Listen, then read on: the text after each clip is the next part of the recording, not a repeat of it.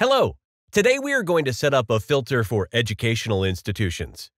We will adjust the router configuration, particularly the DNS settings. Please prepare the admin credentials of your router. Let's start with the main filter configuration tool, the SafeDNS dashboard. We will do most of the configuration using this tool. On the main page of the dashboard, you can see summary information of your account, the status of the filter, account email, your public IP address, and the subscription type. A bit lower section of the main page shows the manuals and guides on how to configure the service. Once the DNS requests are received by our server, the status of the filter will start showing the number of the allowed and blocked domains. First of all, to start filtering, we need to set up DNS servers on your router. Please access the web interface of your router and locate the DNS server options. It depends on the model of the router, but in most cases, DNS setup can be found on the Network Configuration tab or WAN tab. Please use the IP addresses of the DNS servers from the dashboard. For more detailed setup information, please go to the tab Help Guides or visit our blog to find detailed instructions. The next step is setting up your filtering rules on the SafeDNS dashboard. Please go to the Settings tab and add the public IP address of your router here. Please copy the IP address from the field Your IP Address at the top of the page and paste it into the IP address field and assign a needed filtering policy to your IP. At this point, the filtering setup is completed. Let's adjust the filtering policy and categories of blocked domains. Policies are the filtering rules applied to the router and all devices connected to it. The default policy is already applied to the public IP. You can always create a custom policy in the Settings Policy section. The different policies can be applied to certain groups. For example, students should have limited access to the internet, while the teachers should have internet without restrictions. In this case, two independent filtering policies can be applied. Let's create a filtering policy right now. We are going to Policies, Teachers, Create Policy, and Students. To adjust the categories of blocked domains, open the Categories menu at the top. Click on the lock icon to block or unblock the category. If you have more than one policy, in our case we do have 3 policies, then first you need to select the policy that you are going to change. Most of our educational institutions' customers need to set the filter according to specific regulations. Today we are focused on the CIPA compliance rules, and I'll show you how to configure filtering rules according to that standard.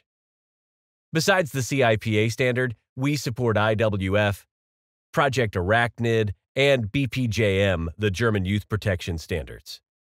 For that standards compliance, SafeDNS has an easy and fast implementation solution. You just tap on the category, either IWF, Project Arachnid, or German Youth Protection, and the filtering policy will be applied according to the selection made. CIPA-compliant categories are grouped in security, adult-related, and illegal activity blocks, excluding academic fraud, crypto mining, and German youth protection categories. Besides that, SafeDNS filter is compliant with HIPAA and IWF projects, ensuring a high level of protection for your network and users. I will show you how to configure your filter to be compliant with CIPA standards. Let's go to the dashboard, Categories, select the policy we are going to change. Once the policy is created, they already have some restrictions. So, the categories we need to block are: security is already blocked, adult-related as well, and the following subcategories from illegal activity: hate and discrimination, drugs, proxies and anonymizers, tasteless, child sexual abuse. Once we make changes to the policy, we need to save them by pressing the Save Changes button. For a more granular filter setup, certain applications or services can be blocked without blocking the whole category. To do that, click on the App Blocker tab and choose the policy that you want to change. So we are selecting Students, And now we are blocking access to Xbox games and Netflix by simply clicking on the lock.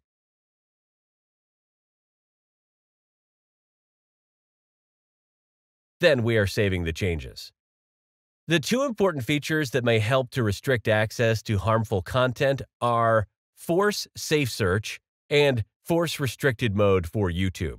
The first feature will not show in search engine results the explicit content or pornography, while the second feature can help screen out potentially mature content. It can be configured from the dashboard, Settings, Advanced. We are selecting the policy to apply, activating Force Safe Search and Force Restricted Mode for YouTube. To block or allow a certain domain, open the Allow List or Deny List tab and add this domain to the list. These lists have priority over the categories and app blocker. By default, each filtering policy shows the standard block page for blocked websites. You can create a custom block page in the Settings Advanced section. So we are selecting the policy, and the custom block page can be created here. Our DNS-based service protects your students when they use an electronic device in order to access the internet, digital course materials, and digital textbooks with our web filtering solution. This is what we wanted to share with you in this video. Hope it was useful and can help you in setting up the service. To get more information about setup, please visit our blog and Help tab from the dashboard. That is all for today. Bye.